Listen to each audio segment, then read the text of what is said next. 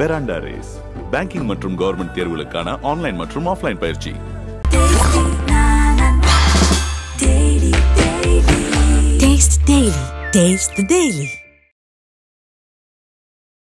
வறுமை அப்படி ஒரு வறுமை வந்துருச்சு. இப்போல்லாம் அரிசி மூட்டையெல்லாம் ஸ்டாக்கில் எடுத்து போட்டுக்கிட்டு எண்ணெய் கிண்ணெய் எல்லாம் ஸ்டாண்டர்டெல்லாம் வாங்கி வச்சுக்கிட்டு அப்படி பார்த்துட்டு இருந்த வாழ்க்கை அப்படியே தலையெல்லாம் குப்பரை அடித்து அப்படியே இந்தாண்ட விழுந்துருச்சு. பிச்சை எடுத்தா கேவலம், இருக்கிற நகை இருக்கிற வரைக்கும் பார்த்துக்கலாம்னு சொல்லி இருக்கிற நகையை ஒரு 5000 10,000த்துக்கு தாலியை கூட வச்சுட்டேன். தாலி கூட இல்லை, நிஜமாலும் நம்ப மாட்டீங்க, கயிறு மட்டும்தான் போட்டிருக்கதோ. தாலியை கூட வச்சுட்டு காலியை கூட வச்சு பிள்ளைங்களுக்கு ஓரளவுக்கு கால் வயிறு கஞ்சாச்சு ஊத்துறங்கிற ஒரு இதுதான் சந்தோஷம் தான் பட்டேன். ஜொமாட்டோ ஓட்டுறத வந்து நான் பெருமையாக கூட நினச்சேன். ஏன்னா என் பிள்ளைங்களுக்கு, வறுமையில் இருக்கிற பிள்ளைங்களுக்கு ஜொமாட்டோ கை தூக்குனுச்சே அப்படிங்கிற ஒரு எண்ணம் என் மனசில் இருக்கு. 5வது மாடியாக இருந்தாலும் அவன் ஓடிட்டு ஓடியாந்துருவான். நீ வராதம்மா, நீ கீழே நில்லுமா, நான் போயிட்டு வரேம்மா. கேட்டால் டோர் டெலிவரி தானே, நீங்கள் தான் கொண்டு வந்து கொடுக்கணுமா. பாதி தூரம் வாங்கினாங்களும் வர மாட்டேன், யாருமே வர மாட்டாங்க. நாங்கள் தான் வந்து படிக்கட்டு ஏறி கொண்டு போய் மூச்சு வாங்கும் படி ஏறும்போது. அப்போ படி ஏறும்போது மூச்சு வாங்கும்போது நீ கீழே வெயிட் பண்ணுமா, நான் போய் கொடுத்துருன்னு ஓடி போய் கொடுத்துட்டு ஒரு செகண்டில் கொடுத்துட்டு கீழே வந்துடும்.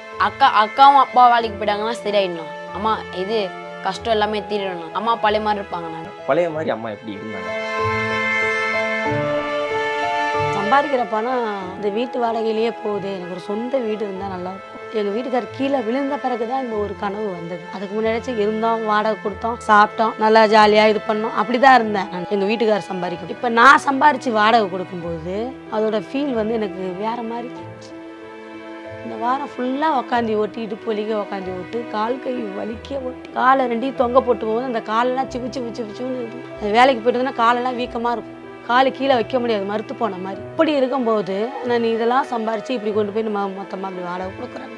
எப்போ கீழே விழுந்தாரோ அப்போதுலேருந்து எல்லாத்தையுமே கட் பண்ணிட்டோம். ஏன்னா நான் சம்பாதிக்கிற ஒரு சம்பாத்தனை எனக்கு ஏன் இதை பார்க்கறதுக்கு, வீட்டு வாடகை கொடுக்க, மாத்திரை காப்புறது, இப்படி தான் ஒரு காட்டு மேலே ஓடுற நரம்புல 90% வந்து ஒரு அடப்பு இருக்குது. அதை வந்து தண்ணி விட்டு நம்ம அடித்தோம்னா நரம்புல இருக்க நரம்பு வந்து அந்துருச்சுன்னா அதெல்லாம் தைக்க முடியாது, துணி கிடையாது, தைக்க முடியாது. ஆள் ஹாஸ்பிட்டலே கத்துறேன்.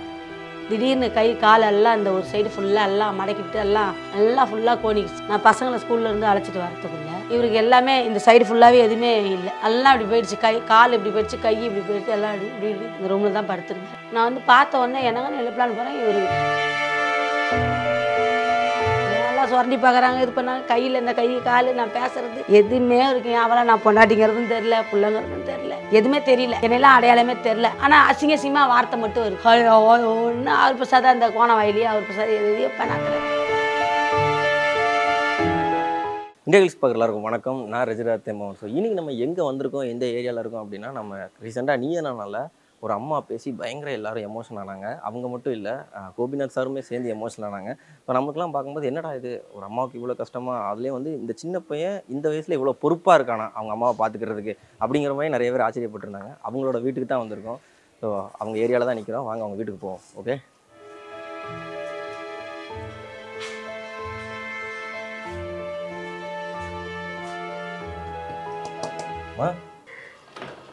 வாங்கப்பா. வணக்கங்க. வணக்கம். பார்த்து எப்படிக்கா இருக்கீங்க? நல்லா இருக்கேன்ப்பா. நல்லா இருக்கீங்களா? நல்லா இருக்கேன், நல்லா இருக்கேன். முதல்ல முத்துலட்சுமி அக்காவை பற்றி நான் தெரிஞ்சுக்க ஆசைப்பட்றேன். முத்துலட்சுமி அக்கா நான் யார், எப்படி இருந்தாப்புல அப்படின்னு. எனக்கு 3 பசங்க ப்ளஸ் என் தம்பி பொண்ணு. என் பொண்ணு பெரியவ வந்து பிகாம் பேங்க் மேனேஜ்மெண்ட் முடிச்சிருக்கா, இந்த இயர் தான் முடிச்சிருக்கா. பையன் 9வது படிக்கிறான், சின்ன பாப்பா 7வது, தம்பி மக 9வது படிக்கிறா. எங்கள் வீட்டுக்கார் எம்டிஸில் கான்ட்ராக்டராக இருக்கிறாரு. ஆனால் இப்போ இல்லை, என்ன உடம்பு சரியில்லைங்கனால இப்போ வந்து மெடிக்கல் இதில் தான் இருக்கிறேன்.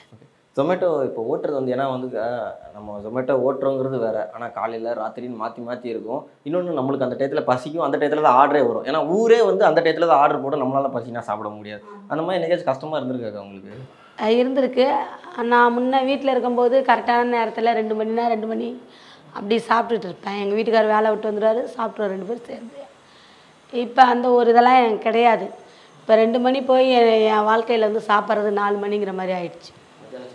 மத்தியான சாப்பாடு 4 மணி, காலை சாப்பாடு 10:30 மணி 11 மணி ஆயிடும். உடம்பு கெட்டு போயிருந்தா எப்படி பண்ணுவாங்க?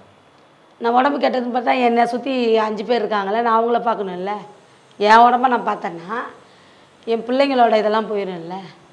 அடுத்த ஆர்டர் போடும்போதே அது பார்த்தா தான், இல்லை கொஞ்சம் நேரம் இது பண்ணிட்டு ஆர்டர் போடலன்னா வெயிட் பண்ணுற மாதிரி இருக்கும். அப்போ நான் ஆர்டர் ஃபாஸ்ட்டாக பார்த்தா தான் அடிக்கடி ஆர்டர் போட்டுக்கிட்டே இருப்பேன், நான் போய்கிட்டே இருக்கலாம். இந்த ஜொமேட்டோ இதில் வந்ததுக்கு அப்புறமா என்னைக்காச்சும் சொல்லுவாங்கல்ல, இது ரொம்ப கஷ்டமாக இருக்குது, நம்ம பண்ணுற மாதிரி இல்லையே, நம்ம நினச்ச மாதிரி இல்லை அப்படிங்கிற மாதிரியோ, இல்லைனா அந்த மாதிரி ஏதாச்சும் யோசிச்சிருக்கீங்களா நீங்கள்? இல்லை, அதெல்லாம் நான் நினச்சதில்ல. வேலைக்கு போகிறோம், ஓட்டுறோம், என் பிள்ளைங்களுக்கு ஓரளவுக்கு கால் வயிறு கஞ்சாச்சும் ஊற்றுறங்கிற ஒரு இது தான் சந்தோஷம் தான் பட்டேன். ஜொமேட்டோ ஓட்டுறத வந்து நான் பெருமையாக கூட நினச்சேன் நான். ஏன்னா என் பிள்ளைங்களுக்கு, வறுமையில் இருக்கிற பிள்ளைங்களுக்கு ஜொமேட்டோ கை தூக்குனுச்சே அப்படிங்கிற ஒரு எண்ணம் என் மனசில் இருக்குது. உன் பையன் எவ்வளோ ஹெல்ப் பண்ணுறாப்புல? ஆமாம், கட்டாயம் அவன் தான் எனக்கு இதெல்லாம் பண்ணி கொடுத்தான். சரி, என்ன மைக்கா, ஏன்னா வந்து அங்கே சொல்லும்போது கோபி அண்ணாவும் வந்திருந்தாப்புல, உடனே கூப்பிட்டு கோபி அண்ணா வந்து ஸ்வீட் எடுத்து கொடுத்துருந்தாப்புல. நீங்கள் ஊட்டி விட்டதுக்கப்புறம் அவரு எனக்கும் ஆசையாக இருக்குது, அதே ஸ்வீட் எனக்கு கொடுத்துங்க அப்படின்லாம் சொல்லியிருந்தேன். ஆமாம், நான் எதிர்பார்க்கலண்ணா. உடனே பாதுஷா வரும், சார் ஊட்ட சொல்ல, இதெல்லாம் நான் எதிர்பார்க்கவே கிடையாது. எல்லாரும் பேசுகிறாங்க, நானும் பேசுகிறேன். உங்களுக்கு என்ன பிடிக்குன்னு என்கிட்ட கேட்டார். நான் எதிர்பார்க்காத நேரத்தில் எனக்கு யாராச்சும் நான் பாதுஷா நல்லா விரும்பி சாப்பிடுவேன், எனக்கு வாங்கி கொடுத்தாங்கன்னா நான் ரொம்ப சந்தோஷப்படுவேன்னு சொன்னதுனால அவர் அடுத்து என் பையனை பற்றி சொன்னோடனே டக்குன்னு கூப்பிட்டு பாதுஷாவோட இருடா தம்பி அப்படின்னு சொல்லிட்டு பாதுஷாவோட வந்து ஊட்டுட்டான்னு சொல்லிட்டாரு. எனக்கே ஒரே சந்தோஷம், அது எனக்கு ஒரு பெரிய சந்தோஷம்.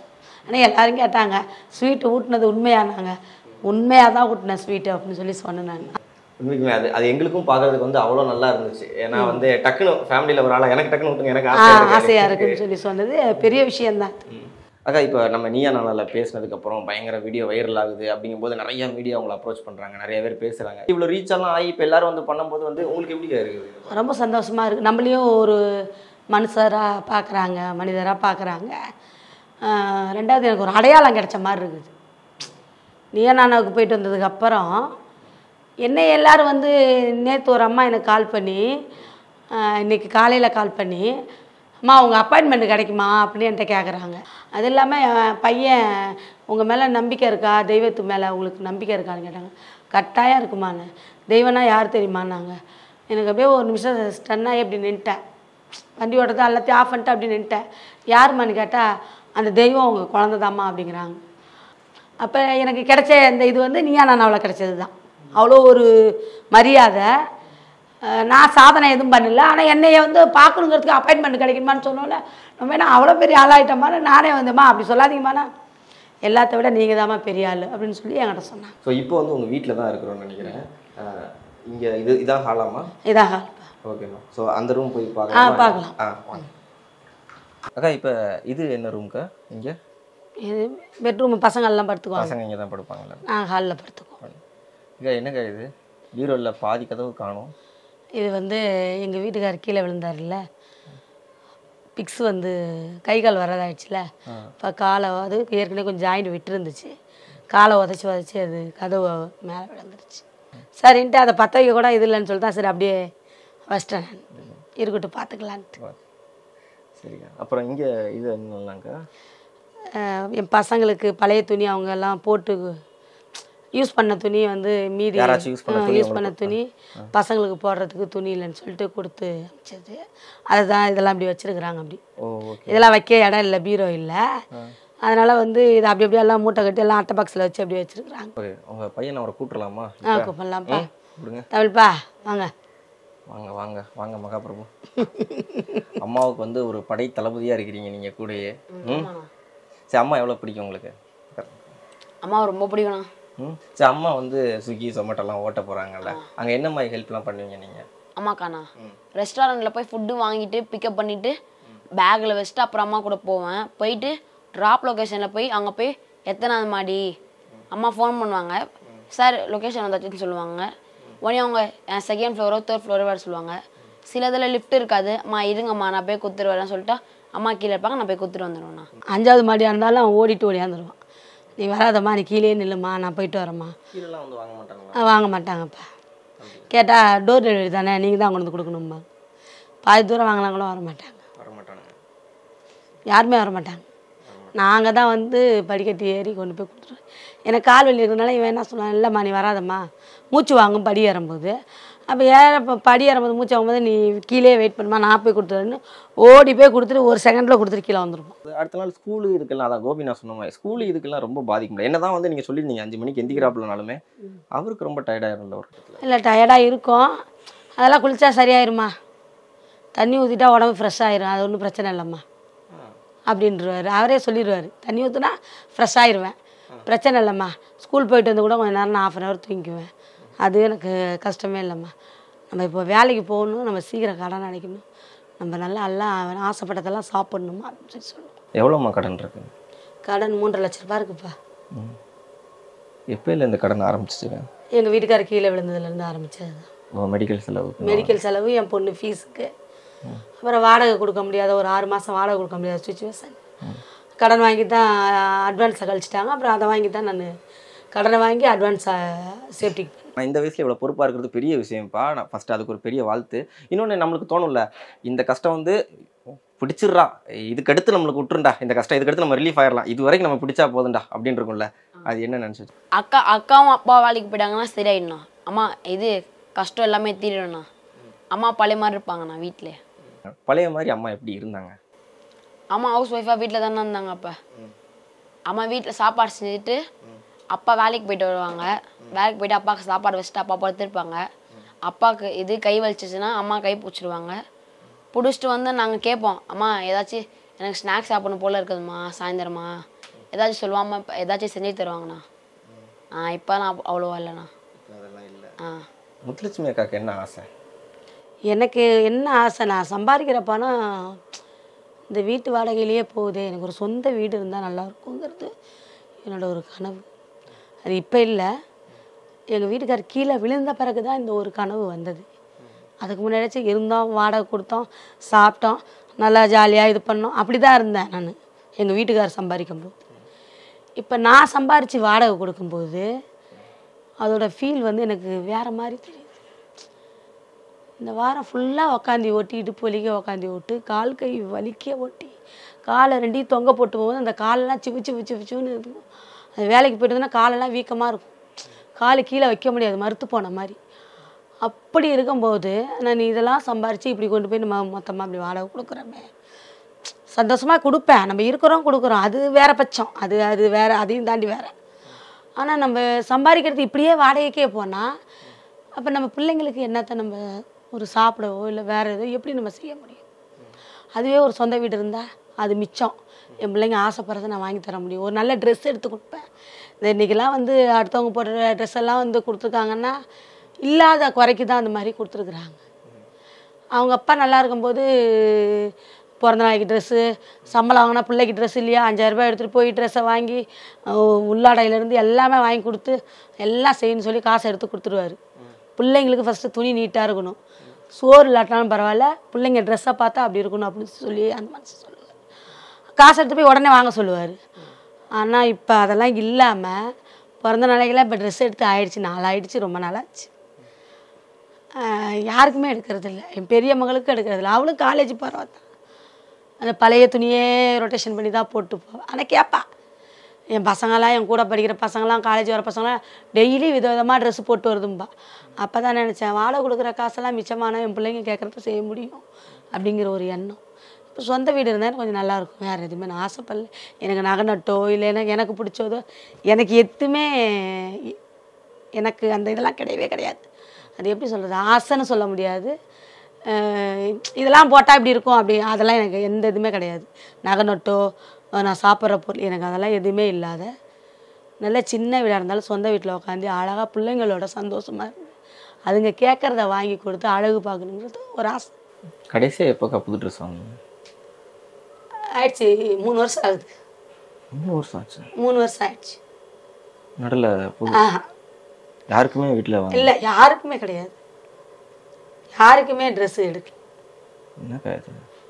யாருக்குமே 3 வருஷம் ஆகுது, யாருக்குமே. அவர் எப்போ கீழே விழுந்தாரோ அப்போதுலேருந்து எல்லாத்தையுமே கட் பண்ணிட்டோம். ஏன்னா நான் சம்பாதிக்கிற ஒரு சம்பாத்தனை எனக்கு ஏன் இதை பார்க்குறதுக்கே வீட்டு வேலை கொடுக்க, மாத்திரைக்கு, சாப்பிட்றது, இப்படி தான் ஓடுது. அதனால் யாருக்குமே ட்ரெஸ் எடுக்கல. யாருக்கும் யாருக்கு எடுக்கல. பழைய துணி கொடுத்தவங்க அதுலேயும் ஒரு 2 செட்டு புது சுடிதார்னு சொல்லி கொடுத்தாங்க. மேலே இருக்கிறவங்க அது பிள்ளைய தைச்சி போட்டுக்க சொல்லி கொடுத்தாங்க. அது கூட தைக்கல. தைச்சா அந்த காசு அதுக்கு ஒரு 400 ரூபா ஆகுமே எங்கே போகிறதுன்னு சொல்லிட்டு அதை அப்படியே வச்சுருக்கோம். ஆனால் பழைய ட்ரெஸ்ஸே தான் கிழிஞ்சு போனதாக இருந்தாலும் தைச்சி போட்டுக்குங்க. கண்டிப்பாக இந்த நாள் இன்னும் கூடிய சீக்கிரத்தில் மாறுங்க. கட்டாயம். அதை வேணாம், இன்னும் கொஞ்ச நாள் தான். அதுக்குள்ளே நீங்கள் நான் சொல்கிற மாதிரி சொல்கிறேன்ல, உங்கள் ஹஸ்பண்டாக இருந்தாலும் சரி எல்லாமே பழைய நிலைமைக்கு திரும்பும். ஓகேங்களாக்கா? சரிங்க. அதுக்கெல்லாம் நீங்கள் கண்ணீர் வடிக்க வேண்டாங்க்கா. ஓகே, நம்ம அப்படியே அடுத்த ரூம் போகுமாக்கா? ஓகே அக்கா, இப்போ ட்ரெண்டிங் ஆகி இந்த வீடியோ எல்லாம் வேகமாக போகுது இல்லை, போகும்போது சிலர் ஹெல்ப் பண்ணணும் அப்படிங்கிற மாதிரிலாம் கீழே கமெண்ட்லாம் போடுறாங்க. நிறைய கமெண்ட்லாம் பார்க்கும்போது அவங்க கான்டாக்ட் இருந்தால் கொடுங்க, ஹெல்ப் பண்ணா சொல்லுங்கள். அந்த மாதிரி யாராச்சும் ஹெல்ப் பண்ணியிருக்காங்களாக்கா இப்போ வீடியோ வைரல் ஆனதுக்கப்புறம்? ஹெல்ப் பண்ணியிருக்கிறாங்க. நீலகிரியிலேருந்து ஒருத்தவங்க, நான் முக்கியமாக அதை சொல்லியே ஆகணும். அவங்க வந்து நேற்று ஃபோன் பண்ணி, முந்தா நாள் காலைல ஃபோன் பண்ணி, முத்துலட்சுமிங்களான்னாங்க. ஆமாம் சார்ங்க. ஒன்றா அவங்க என்ன சொன்னாங்க, முத்துலட்சுமி அம்மா தம்பி இல்லையாம்மா? நாங்கள் தம்பி ஸ்கூல் போயிருக்காங்கப்பா சொல்லுங்க அப்படின்னு. அப்பா எங்கள் வீட்டில் வந்து பையனை பார்த்து பேசணுங்கிறாங்க, ரொம்ப ஆசைப்பட்றாங்க, பையன்கிட்ட தான் பேசி ஆகணுங்கிறாங்க அப்படின்னு சொல்லி சொன்னான். பையன் ஸ்கூல் போயிருக்கான். அப்போ நான் சாயந்தரம் வந்தோடனே நான் கால் பண்ண சொல்கிறப்பான்னு. சரிம்மா, நான் ஒரு 5000 அனுப்புகிறேன், நீங்கள் வந்து அதை வச்சுக்கோங்க, நான் என்னால் முடிஞ்சால் ஏதாச்சும் பண்ணுறேன்னு சொல்லி 5000 உடனே ஜிபேயில் பண்ணிவிட்டு தம்பி வந்தால் கால் பண்ணுங்கன்னு சொல்லி சொன்னாங்க. தம்பி வந்தால் நேற்று கால் பண்ணி கொடுத்தேன் 6 மணிக்கா.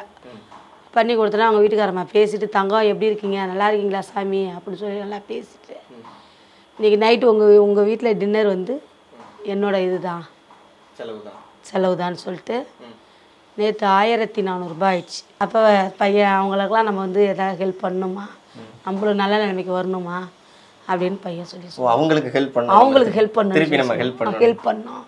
அவங்க அட்ரஸ் எல்லாம் நம்ம எழுதி வச்சுக்கணுமா. நம்மளுக்கு ஆறுதலாக இருக்கிறதுக்கு நம்ம பையன் இருப்பாங்க, வீட்டில் பிள்ளைங்க இருப்பாங்க, முதல்ல ஹஸ்பண்ட் இருந்திருப்பாங்க. ஹஸ்பண்ட் இப்போ இதில் இருக்கிறதுனால நம்ம வந்து பிள்ளைங்க நம்மளுக்கு அந்த மாதிரி வந்து ஒரு ஆறுதலாக இருப்பாங்க. அப்படி பையன் என்ன மாதிரி ஆறுதலாக இருந்திருக்கு அப்புறம் உங்களுக்கு? ஏமா டயர்டாக இருக்க, ஏன் கோவமாக இருக்கிறேன்னுலாம் கேட்பான். இல்லைடா அந்த மாதிரி வந்து ஃபுட்டு கொடுக்க போன இடத்துல திட்டாங்க, அது கொஞ்சம் மனசு கஷ்டமாக இருக்குது. ஃபுட்டு எடுத்துகிட்டு போகிறல்லப்பா, எடுத்துகிட்டு போகும்போது எனக்கு பேட்ச் ஆர்டர் போட்டுருவாங்க. 2 ஆர்டர். ஓ 2 ஆர்டர். ஓகே. 2 ஆர்டர் போட்டாங்கன்னா ஒன்று வந்து கோடம்பாக்கத்தில் போடுவாங்க, ஒன்று வந்து டி நகரில் போடுவாங்க. நான் ஒரே ஹோட்டலில் 2 ஆர்டர் எடுத்து போய் ஒன்று டி நகரில் பாஸ் பண்ணிட்டு ஒன்று கோடம்பாக்கத்தில் பாஸ் பண்ணேன். அப்போ நான் போகும்போது அவங்க படித்தவங்க, இத்தனைக்கு நல்லா படித்தவங்க, நான் கொண்டு போய் கொடுக்கும்போது அதை கொடுத்துட்டு நான் இங்கே வரேன். அவங்க என்ன கேட்குறேன், நீ டி நகர் பஸ் ஸ்டாண்டில் நின்று உன் சொந்த வேலையை பார்த்த அப்படின்னு என்னை சொல்லி அவ்வளோ ஒரு இதாக பேசுனாங்கம்மா. அப்படிலாம் பேசாதீங்க, எனக்கு பேட்ச் ஆர்டர் போட்டாங்க, நான் வந்து அதை கொடுத்துட்டு தான் இங்கே வர முடியும், என்னால் நான் அதை கொடுத்தா தான் உங்கள் அட்ரஸ் எனக்கு காட்டும், என்ன காட்டாதுமான்னு சொல்லி சொல்கிறேன்.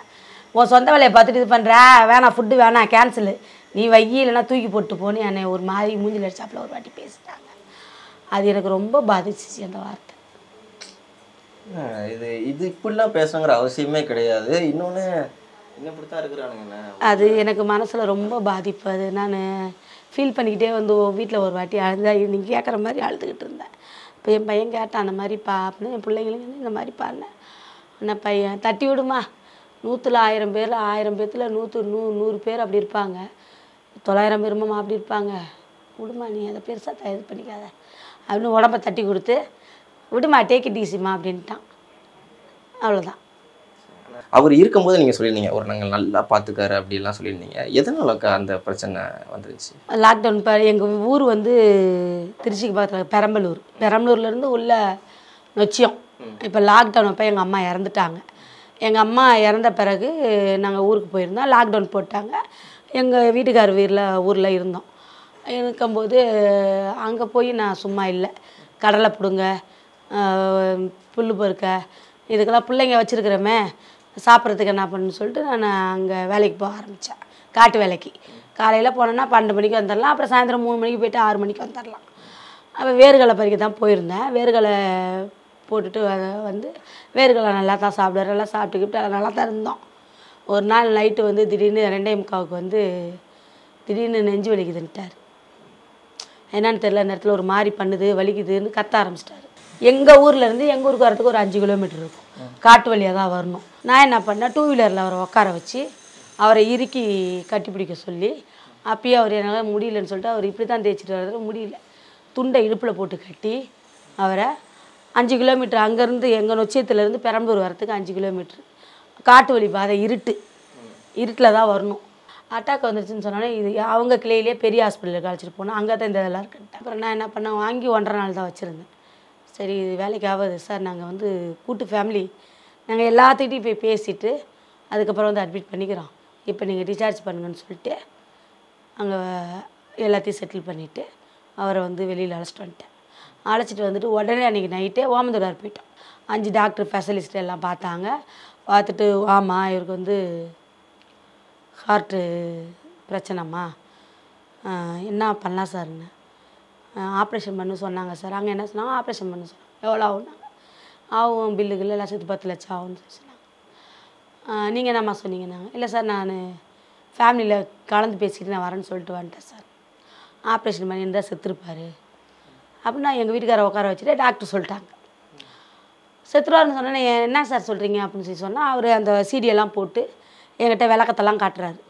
இந்த சீடியில் இங்கே பாருமா, இந்த பெரிய ஹோல்ஸில் வந்து அடப்பு இருந்தால் நாங்கள் தண்ணி விட்டு தான் நாங்கள் இது பண்ணுவோம், அது அடிக்கும்போது அந்த அடப்பெல்லாம் வெளியில் வந்துடும், ரிலீஃப் ஆயிரும், அதுக்கப்புறம் ஸ்ட்ரென்த்து வச்சு நாங்கள் இது பண்ணிடுவோம். நாங்கள் இவருக்கு அது பிரச்சனை இல்லைம்மா, ஹார்ட் மேலே ஓடுற நரம்பில் 90% வந்து அவருக்கு அடப்பு இருக்குது, அதை வந்து தண்ணி விட்டு நம்ம அடித்தோம்னா நரம்பில் இருக்க நரம்பு வந்து அந்துருச்சுன்னா அதெல்லாம் தைக்க முடியாது, துணி கிடையாது, தைக்க முடியாது, ஆள் செத்துருவாருமான்னு சொல்லிட்டாங்க. ஹாஸ்பிட்டலே கத்துறேன் சார், நான் 4 பிள்ளைங்கள வச்சுருக்கேன், நான் என்ன சார் பண்ணுவேன், எப்படி சார்னா அழுகுறேன். அங்கேயே அழுது முடித்த உடனே டாக்டர் உடனே இருந்துக்கிட்டேம்மா, அழுதா எதுவும் ஆக போகிறது கிடையாது, மேற்கொண்டு நீங்கள் என்ன பண்ணலான்னு நினைக்கிறீங்க, ஆப்ரேஷன் பண்ணலான்னு நினைக்கிறீங்களா இல்லை என்ன சார், எனக்கு இதை பற்றி தெரியாது, உங்களுக்கு தான் தெரியும், நீங்கள் என்ன சொல்கிறீங்களோ நான் அதை கேட்குறேன் சார். அவர் உடனே சொல்லிட்டாரு, லைஃப் லாங் மாத்திரை தான்ட்டார், லைஃப் லாங் மாத்திரை தான் போட்டாகணும், ஒரு நாள் மாத்திரை போடாத இருந்தால் எஃபெக்ட் வேறே ஆயிரும்னு சொல்லிட்டார்.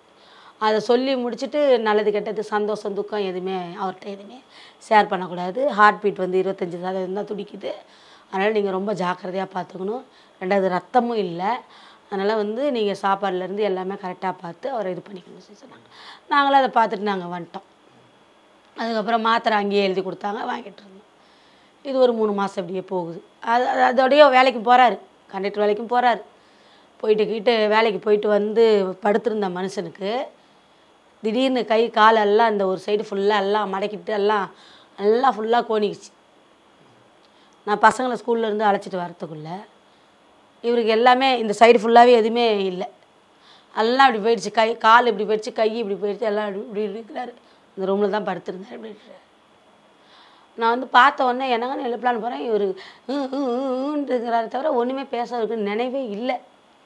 நீ 1 வருஷம் வச்சு பார்த்தாலும் இது இங்கே சரியே ஆகாது, வேஸ்ட்டு, நீ வீட்டுக்கு அழைச்சிட்டு போ, அவங்க அவருக்கு என்னென்ன தேவையோ அதெல்லாம் பண்ணு, பார்த்துக்கலாமா சொல்லி எல்லாம் சுரண்டி பார்க்குறாங்க, இது பண்ணாங்க. கையில் இந்த கை கால் நான் பேசுகிறது எதுவுமே இருக்கேன், அவளை நான் பொண்டாட்டிங்கிறதும் தெரில, பிள்ளைங்கிறதும் தெரில, எதுவுமே தெரியல, என்னெல்லாம் அடையாளமே தெரில.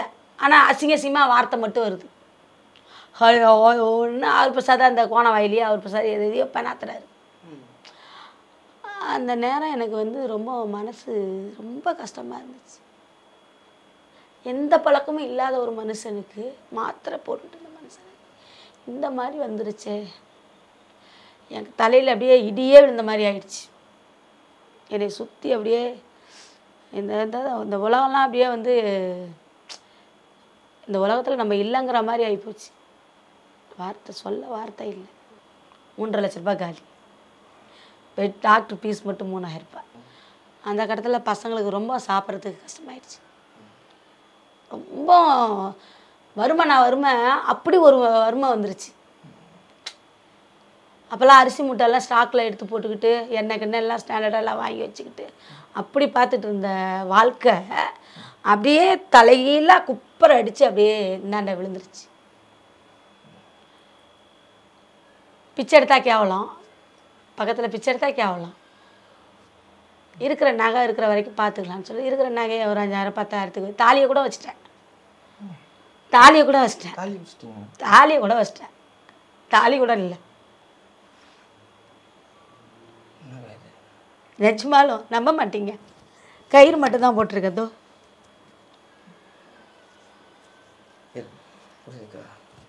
தாலியை கூட வச்சுட்டு தாலியை கூட வச்சு மறுபடியும் ரொட்டேட்டு பசங்களுக்கு சாப்பாடு இதெல்லாம் பார்க்க ஆரம்பித்தேன். ஆனால் சாப்பாடுன்னா நல்ல சாப்பாடுலாம் கிடையாது. எல்லாம் சாம்பார் ரசம் மோர் அந்த மாதிரிலாம் அந்த சாப்பாடுலாம் கிடையாது. காலையில் 40 ரூபா இட்லி, 40 ரூபா 30 ரூபாய்க்கு அம்மா வீட்டில் இட்லி, 3 வேளையும் அந்த இட்லி. எங்கள் வீட்டுக்காருக்கு 5 ரூபாய்க்கு சாம்பார் சாதமாக தயிர் சாதமாக வாங்கி கொடுத்துருவேன். பணம் இல்லை, நான் என்ன பண்ணுவேன்? நான் வேலைக்கும் போகல. 24 வருஷம் நான் வேலைக்கு போகல. 24 வருஷம் நீ வேலைக்கு போகாத வீட்லேயே உட்கார வச்சு நீ பார்த்த மனுஷன். நான் என்ன பண்ணுவேன்? என்னால் வேறு எதுவும் பண்ண முடியாது. உயிரை காப்பாற்றணும். 5 பேர் இருக்கிறோமா, உயிரோடு இருக்கிறோமா, உயிர் வாழ்கிறதுக்கு ஏதோ ஒன்று சாப்பிட்டு வாழலாங்கிற ஒரு எண்ணம். இந்த தெருவுக்கு வந்து 5-6 வருஷம் ஆகுது. என் 12 வருஷம் ஆகுது. என் பொண்ணுக்கு 12 வயசு ஆகுது. இது வரைக்கும் இந்த தெருவில் வந்து ஒரு குழம்பு கொடு தண்ணி கொடுன்னு யார்ட்டையுமே நான் கேட்டது கிடையாது. என் பிள்ளைங்க பட்னியாக இருக்குது, கொஞ்சம் குழம்பு கொடுங்க, யார்ட்டையும் கேட்கக்கூடாது. அதுக்கப்புறம் வேலைக்கு போகல. ஒரு கம்பெனிக்கு போனேன், ஒரு 3 நாள் செஞ்சேன், ஒன்றும் செட் ஆகலை. அதுக்கப்புறம் வேறு வேலை, இந்த ஆஃபீஸு வீட்டு வேலை, பாத்திரம் கழுவி வீடு பெருக்கி துடைச்சிட்டு வருது இல்லாமல் நான் எல்லாம் 1500 200 2000 சொல்லியிருந்தேன். அதெல்லாம் போய் பார்த்துட்டு வந்துட்டு இதெல்லாம் நமக்கு செட் ஆகாது. சத்திர வேலைக்கு கூட எச்சல் எடுக்க போகலான்னு சொல்லி சத்திர வேலைக்கு கூட போய் பார்த்துட்டு வந்து அதுவும் ஒரு நாள் போயிட்டு வந்தேன். பிள்ளைங்களுக்கு ஒசரம் தப்பு கிடையாது, பிள்ளைங்கள காப்பாற்றணும். பொய் சொல்லக்கூடாது, திருடக்கூடாது, யாரையும் பார்த்து பல்லு இழிக்கக்கூடாது, பிள்ளைங்கள காப்பாற்றணும் அப்படிங்கிறது. அதுக்கும் ஒரு நாள் வேலைக்கு போயிட்டு வந்தேன். இலடுக்கவும் போயிட்டு வந்தேன். அம்மா கையில் எது வாங்கி சாப்பிட்டாலும் அமிர்தம், அவ்வளோதான். நல்லதோ கெட்டதோ அம்மா எது கொடுத்தாலும் சாப்பிடணும். சாப்பிடுமா நல்லதுமான்னு சொன்னால் சாப்பிட்ருங்க. அந்த மாதிரி பிள்ளைங்க. அந்த 500 ரூபாய் 7 நாளைக்கு வச்சுக்கிட்டேன். மறுபடியும் புரட்ட ஆரம்பிச்சேன்னா அதுக்கப்புறம் தான் பையன் ஸ்கூலுக்கு போயிட்டு வரும்போது நான் அழுவேன். இந்த மாதிரி ஆயிடுச்சு அப்படின்னு சொல்லும்போது அப்போ அவன் சொன்னான், நீ கவலைப்படாதம்மா, நான் இருக்கிறேம்மா, நீ அங்கே இங்கே எங்கேயும் வேலைக்கு போனால் உனக்கு செட் ஆகாது, ஸ்விக்கி ஜொமேட்டோ ஓட்டு, ஒரே நாள் இன்னைக்கு இதான் எல்லாத்தையும் கேட்டு வந்தால் இன்றைக்கி அப்லோட் பண்ணால் சாயந்தரம் வேலைக்கு போகலாமான்ட்டான். சாயந்தரம் வேலைக்கு போகலான்னா நானும் வேலைக்கு போகலான்னு கிளம்பி வேலைக்கெல்லாம் ரெடியாகி கூட போயிட்டேன். யூனிஃபார்ம் 1 வாரம் கழிச்சு வருது. கூட தம்பி வேலைக்கு வரான். ஏம்மா ஒன்றும் வித்தியாசம் இல்லை, அதுக்கு இதுக்கும் இதில் சத்தம் வேறையாக வரும், அதே மாதிரி தாம்மா இதில் அப்படின்னு சொன்னாப்புல. அப்புறம் சரிப்பான்னு சொல்லிட்டு அதுலேருந்து என் கூடயே வர ஆரம்பிச்சு. எனக்கு மேப் பார்க்க தெரியாது, ஒன்றும் பார்க்க தெரியாது.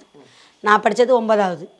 நான் படித்தது 9வது தான் படிச்சிருக்கேன். ஆனால் எனக்கு இந்த மேப் பார்க்குறது, இந்த அட்ரெஸ்ஸு இதெல்லாம் எனக்கு தெரியவே தெரியாது. ஆனால் அவன் கூட வந்து எல்லாத்தையும் பண்ணி கொடுத்து, உனக்கு நீ கற்றுக்கிற வரைக்கும் இல்லாமல் உனக்கு லாஸ்ட் வரைக்கும் நானே கூட வரேன் அப்படின்னு சொல்லிட்டு என் கூட வருவான்.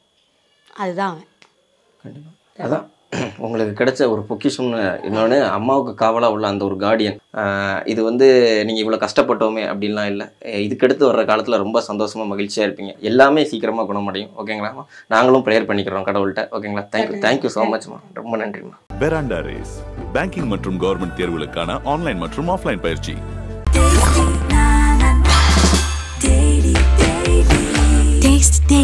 Taste the Daily.